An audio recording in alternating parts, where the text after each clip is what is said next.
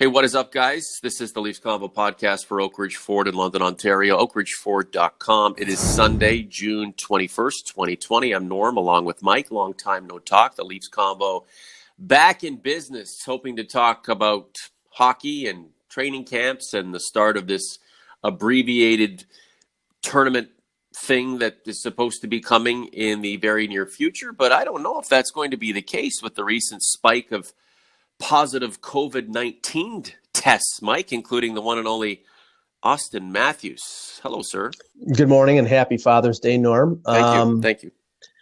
Yeah, it threw people for a loop on Friday when Steve Simmons of the Toronto Sun reported the fact that Matthews had tested positive, and I even know that Simmons got some flack for that, and I don't understand why, because he's a reporter.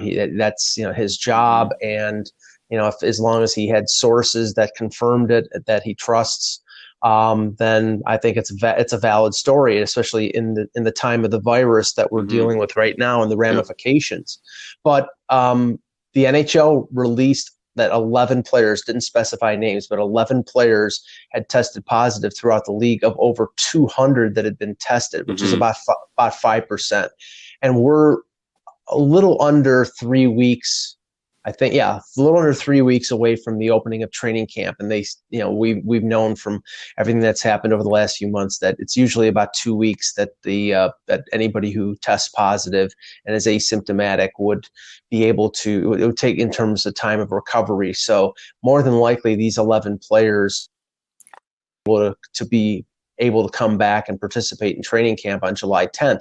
Now, that being said, if this continues to spread and becomes a bigger problem, then the league is going to have a problem. But right now, I don't think that what was reported on Friday is going to dissuade the NHL from their course of action to open up training camp on July 10th. This is the Leafs Convo podcast for Oak Ridge Ford in London, Ontario. oakridgeford.com. Get involved in community. The Leafs Convo lives on.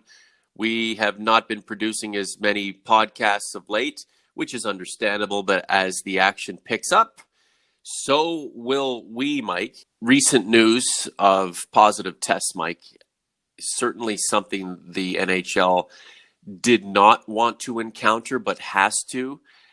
Do you think they budgeted for this kind of news to unfold at this juncture? Or were they hoping that, players were sequestered enough and that their contingent would be lucky enough to avoid getting infected? Well, I mean, the reality is, again, we have ideas of how this is transmitted, but we don't know everything right now. We know that there is no vaccine, there's no cure. So, I mean, the NHL, I've said this for a couple months, if the NHL was going to shut things down over one positive case, then don't even start up at all. You had to expect that there would be players that would test positive. And I had somebody send a message to me on my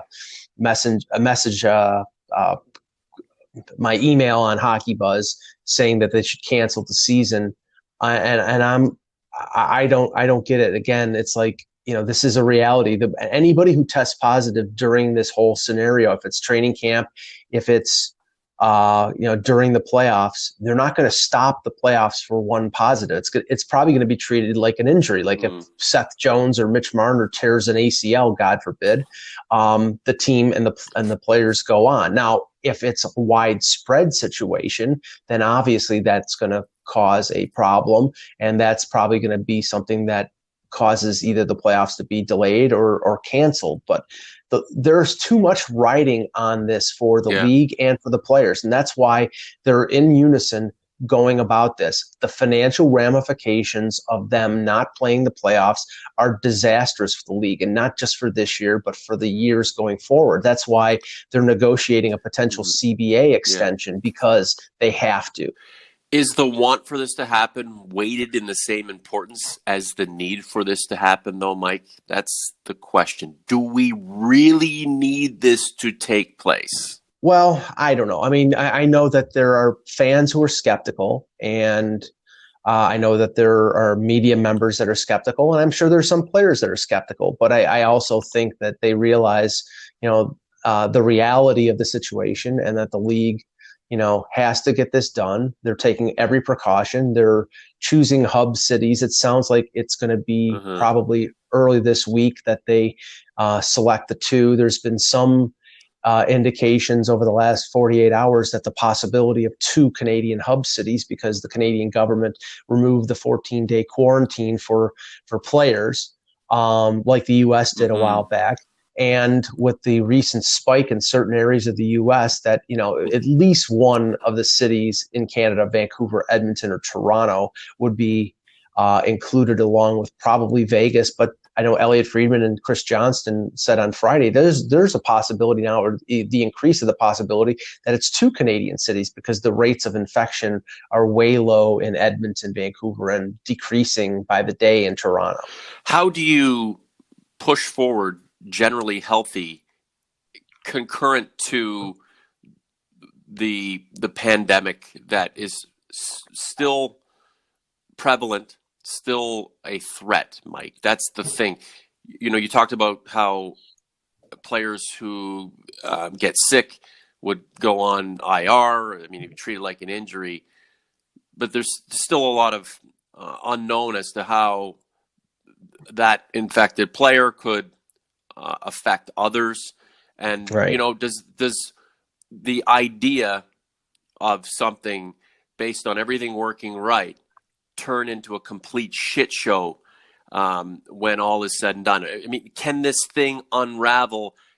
Does this thing have the potential of unraveling? And I hate to be overly concerned or act like I'm paranoid, because I'm not. I'm the kind of guy who says you got to go live your life. I mean, I think COVID-19 is going to be something we deal with the same way we deal with the flu and a lot of other illnesses and diseases and infections and things that you could contract on a daily basis. But in this circumstance, Mike, with the recent spikes of sickness in the United States and a lot of the unknown, and how we've tried to stem the tide or flatten the curve, and there have to moderate degrees of success pushing through with this.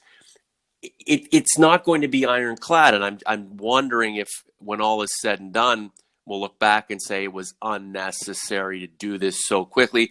Then again, on the other hand, when is the right time? Because we will not have completely eradicated this illness in a year or 2 years. So the threat will be pervasive no matter what. Yeah, I mean, right now the focus seems to be, with a lot of the professional sports leagues, is the anticipation of the second spike of the return in the fall or the winter. And that's why we've heard potentially that the NHL would start next season in like December or early January, but they stressing they would play an 82 game season, which would mean it would extend, probably the regular season would extend into May. The NHL more than likely is going to start next season in late December or early January and extend the regular season through the end of May, and then probably play playoffs in June and July. And that's the reality, because they have to get 82 games in next year, and they're hoping by January they can actually have fans in the stands. But this is an unusual situation in the sense that they have to play these games without fans.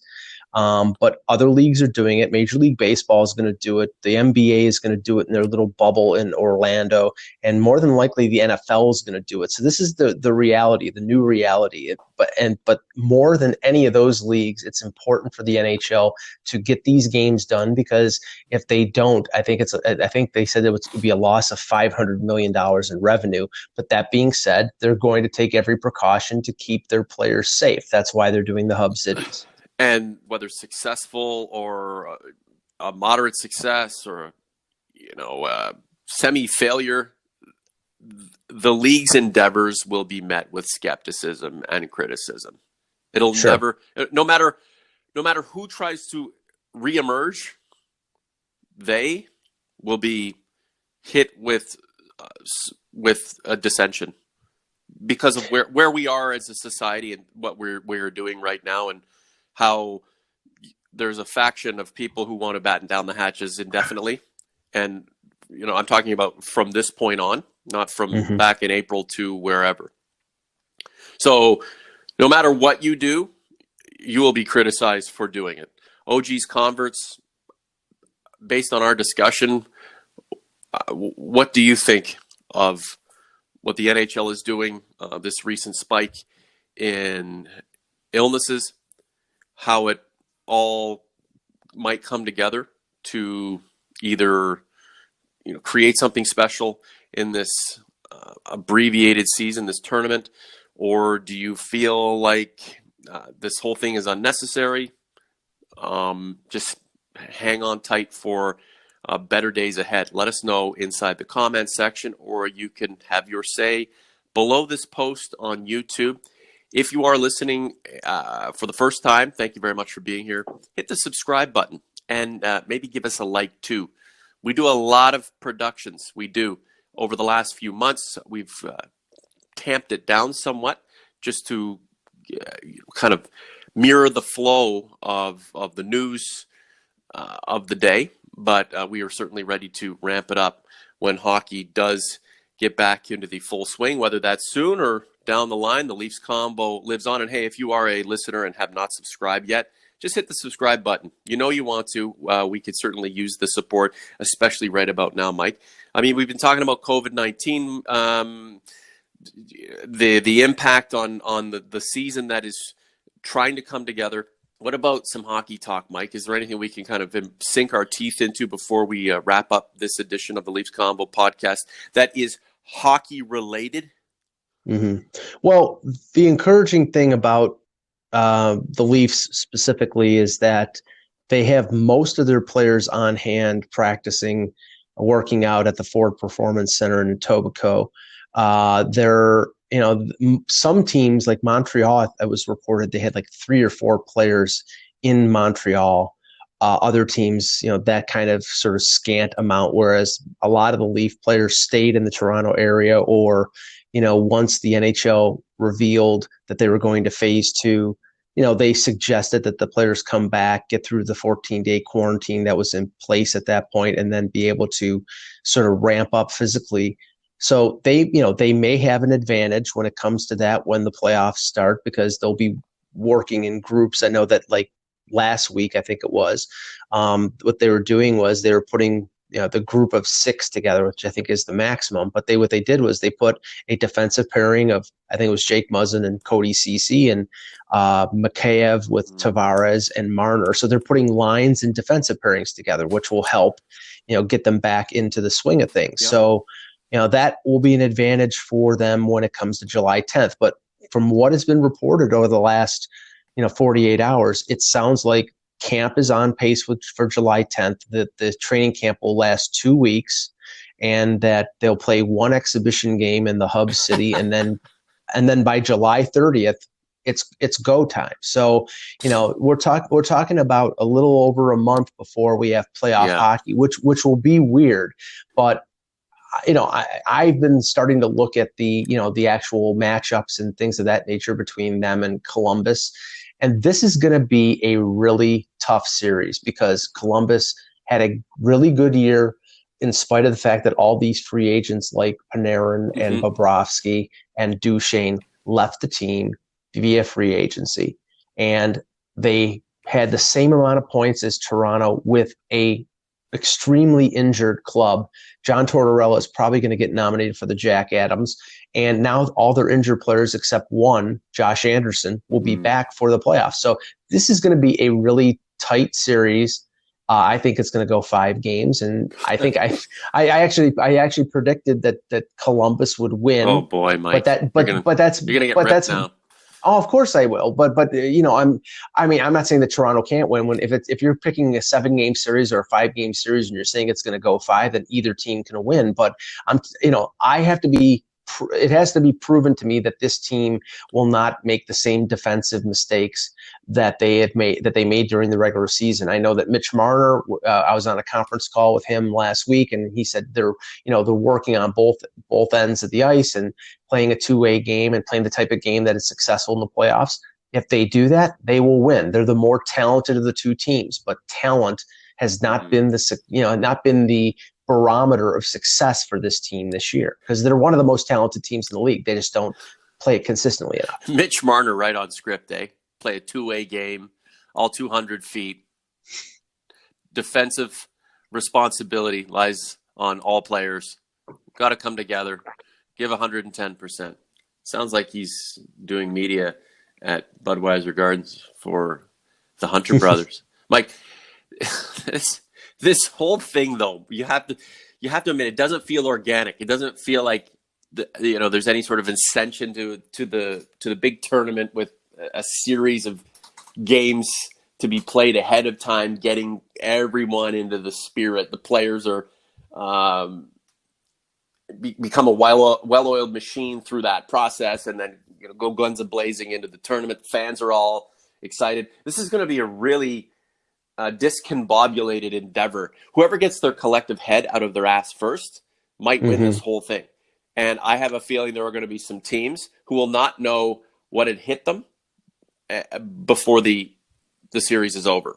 This will be interesting to watch from a standpoint of human behavior and how we can go from 0 to 100, and how that whole process unfolds. I'm fascinated to see how that takes shape, Mike. And at the end of the day, hopefully, when the tournament does get deep into the action, and we're 2-3 rounds in, we'll see the kind of hockey that we remembered beginning to come together back in December, January. I'm not saying the Leafs committing the same infractions that we hate when they commit, but it's going to take some time for these teams to be playing and revving on all cylinders. It's very possible you're going to see some upsets that, like I wrote some series previews, did some freelance work, and like Pittsburgh, Montreal. Pittsburgh should beat Montreal 99 times out of 100, but you don't know what the layoff is, the type of effect it's going to have on the Penguins. And if Carey Price is hot, it's conceivable that Montreal could beat them. I don't think it's going to happen, but I think the Rangers going into a series against Carolina would be a substantial underdog. But the Rangers beat Carolina 4 times in the regular season and have arguably the best three goaltender tandem. Obviously, only one can play, but they have Shesterkin, Georgiev, and Lundqvist, and all 3 of them are better than anybody that Carolina has in goal, Mrazek or Reimer. So, I mean, that could be an upset. I don't think an 8-9 matchup like the Leafs and Blue Jackets, or in the Western Conference, the Jets and the Flames, if either one of them wins, will be an upset. So it's and you don't know that what the effect that the layoff is going to have on a team like Tampa Bay or even a team like Boston. They were both teams who were rolling in March, and it's tough to pick things up right away. And, so this is an imperfect situation. I think a lot of these teams are not going to make decisions regarding, coaches and general managers willy-nilly if they bow out early. But yeah, it's going to be different, and we just have to accept that it's going to be different. Mike, any last words before we shut her down? Just that I'm, unlike some people, I'm actually excited, and I've actually been optimistic that this will get done. Obviously, the reports of positives this weekend were something that a lot of people was a sort of shot across the bow to people who think that this is going to happen. But I'm still optimistic that we are going to see playoff hockey in late July, early August, and we'll have a Stanley Cup champion selected in early October. And this week, we're going to see the hub cities chosen, probably definitely the NHL draft lottery, and maybe announcements of the NHL awards. So time goes on, and so does the NHL. Yeah, I feel like we'll be walking and skating and operating on eggshells, though, Mike, for the foreseeable future. And I believe every ounce of excitement that we attempt to have will be tempered by everything else that's going on, whether that makes sense at the time and overall remains to be seen. Mike, it was good to collab again. The Leafs Convo lives on forever. Can't wait to do the next one. Talk to you soon. Thanks, Norm.